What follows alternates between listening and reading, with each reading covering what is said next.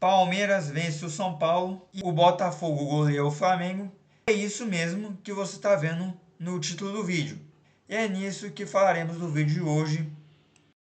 Começando por Palmeiras e São Paulo, um jogo ruim, antes dos 10 minutos. O Ferreirinha saiu lesionado para a entrada do Patrick, que a primeira chance mais perigosa foi a do São Paulo aos 26 minutos, após uma bela troca de passes, uma tabela do Wellington Rato e Rodrigo Nestor, que encontra o André Silva e obrigou o Everton a fazer uma boa defesa. O Wellington Rato aciona o Patrick, que bateu cruzado para fora. O Palmeiras teve as melhores oportunidades nos chutes de longa distância com Richard Rios e Flaco Lopes, apostando na criatividade do Estevão. Um Palmeiras que jogou na mesma forma no jogo de ida contra o Flamengo na Copa do Brasil e contra o Botafogo.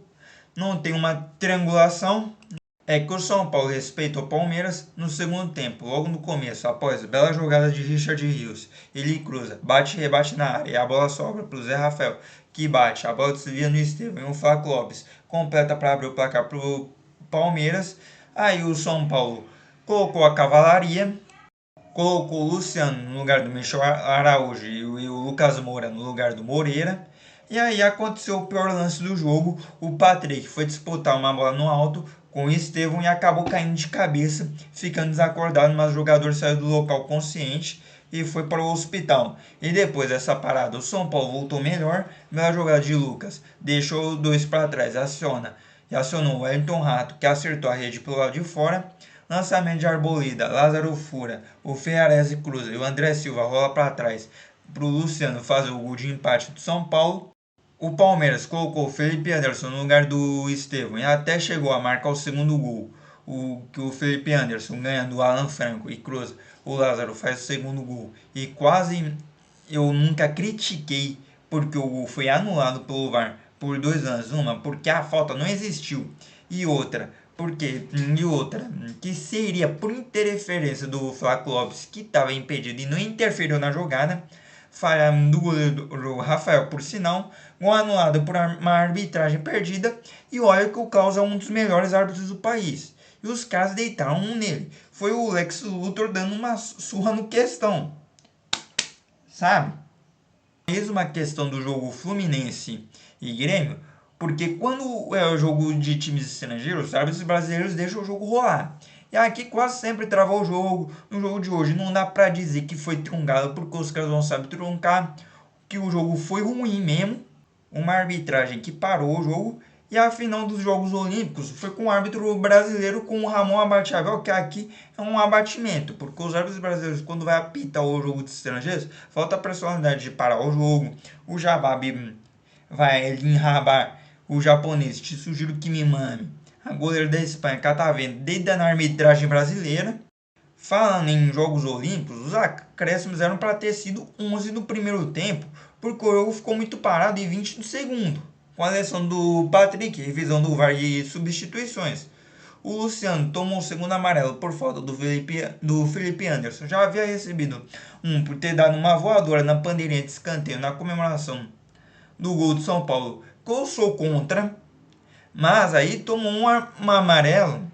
A CBF inventou a regra, foi por causa dele que ele fez um gol no jogo São Paulo e Corinthians, que é uma comemoração que geralmente ele não faz, e ele fez para provocar a torcida do Corinthians, que tinha tantas outras comemorações para ele fazer, como essa, como assim, levantar a camisa mostrando para a torcida do Corinthians. E por falta de inteligência, ele preferiu fazer essa, que entre essas escolhas, o Luciano escolheu a pior possível, que é de se esperar. Apagar das luzes após cobrar escanteio do Rony, joga a bola na área, e o Flaco Lopes ganhando o Arboleta, e o Rafael, que saiu mal do gol para fazer o segundo gol do Palmeiras. Rafael, goleiro de seleção brasileira, se depender da próxima convocação da seleção brasileira e ele estiver na lista, ele deve ser o homem de confiança do Dorival até ele ficar no cargo.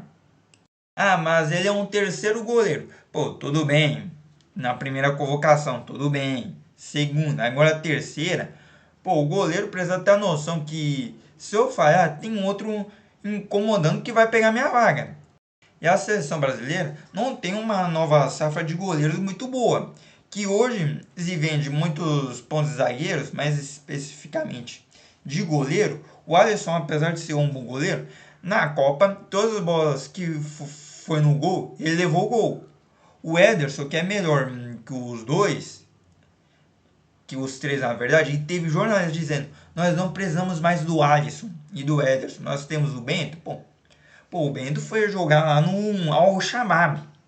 Apesar que o projeto da Arábia Saudita é, se tornar um dos melhores campeonatos do mundo, é uma aposta de alto risco.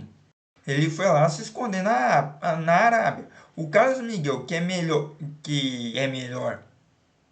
melhor que ele, foi pro Nottingham Forest. E o goleiro e zagueiro é uma posição muito ingrata, que apesar do Murilo ter jogado muito na temporada passada, o time tomou 67 gols e brigou para não cair na Premier League. E o Rafael,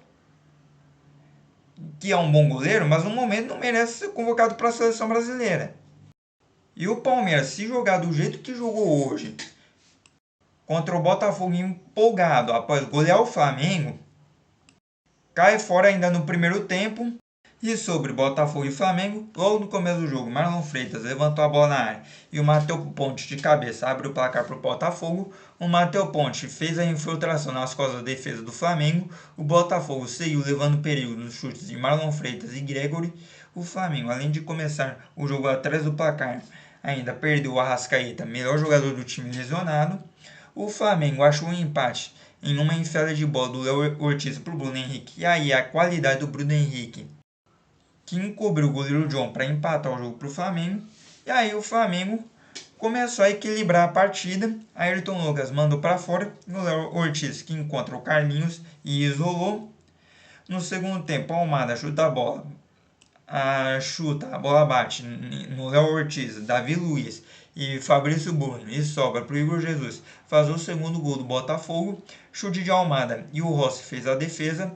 Chute de Wesley, o John faz a defesa e por pouco não sai um frango. E a bola foi para fora. Aí a partir daí o Botafogo começou a dominar o jogo. Luiz Henrique cruza a bola, passa para o Rossi e o Igor Jesus cabeceia para fora. O VAR chama o juiz, que na verdade o juiz não foi. O VAR viu falta no Ayrton Lucas, no Luiz Henrique, pênalti bem marcado pelo VAR. A Almada vai para a cobrança e o Rossi faz a defesa. Tietchan contra o Luiz Henrique, que faz uma bela jogada, recruza e o Tiquinho isola. Barbosa dá um lindo lançamento e deixa o Savarino cara a cara com o goleiro e o Rossi faz a defesa. Luiz Henrique faz uma bela jogada e manda para fora. E a bola passou tirando tinta da trave. E que partida do Luiz Henrique, que foi o melhor em campo. Aí, ao mesmo tempo que o Flamengo ia perdendo o gol, o Flamengo estava errando o passe. Davi Luiz erra o passe. Luiz Henrique aciona o Tiquinho, que ajeita de calcanhar. O Matheus Martins perdeu o gol, recuou a bola para o Rossi. Aí, do jeito que o Botafogo estava perdendo o gol, ia tomar a virada. Ainda mais quando o Arthur Jorge tira os melhores jogadores do time, Luiz Henrique e o Marlon Freitas. Savarino recebe de Tietchan e cruza para o Matheus Martins fazer o terceiro gol do Botafogo. John erra o passe e o Everton Araújo chuta, mas o Barbosa salva em cima da linha. Após o chutão, Matheus Martins invade a área e chuta para fazer o quarto gol do Botafogo. Virou goleada, 4-1 para o Botafogo. E se não fosse o Rossi, que apesar de ter tomado os 4 gols, foi o melhor jogador do Flamengo em campo, poderia ter sido. Por um pouco não virou um 7-1, uma goleada do Botafogo. E o que chama a atenção é que desde a chegada do Arthur Jorge é que o Botafogo tem mais confiança e não aquele psicológico da derrocada do Botafogo no ano passado, que o ano de 2024 iniciou para o Botafogo em abril, que no início do ano começou com aquelas sequelas de 2023, que ainda entregou alguns resultados no início do ano. Até que o Arthur Jorge chegou e ajeitou a casa e nota-se que o time tem mais confiança e psicologicamente que o Arthur joga logo depois do jogo, ele olha no olho de cada jogador, olha dentro do olho de cada jogador, como diria o Coquinha, e o faz conversa que eles são garrincha na história do Botafogo e vai meter o gol e te dar 200 merréis. O Botafogo pode até não ganhar o Brasileiro e a Libertadores, mas há uma mudança mas há uma mudança. O Flamengo, podemos dizer que foi com um time reserva, mas se com esse físico que foi hoje jogando lá na altitude para enfrentar o Bolívar pode chamar o Bolívar que meteu 6 a 1 na Argentina, chama Marcelo Moreno, Salcedo, Ars, que vai ser mais um 6 a 1. Bom, galera, esse foi o vídeo de hoje, espero que tenham gostado e tchau!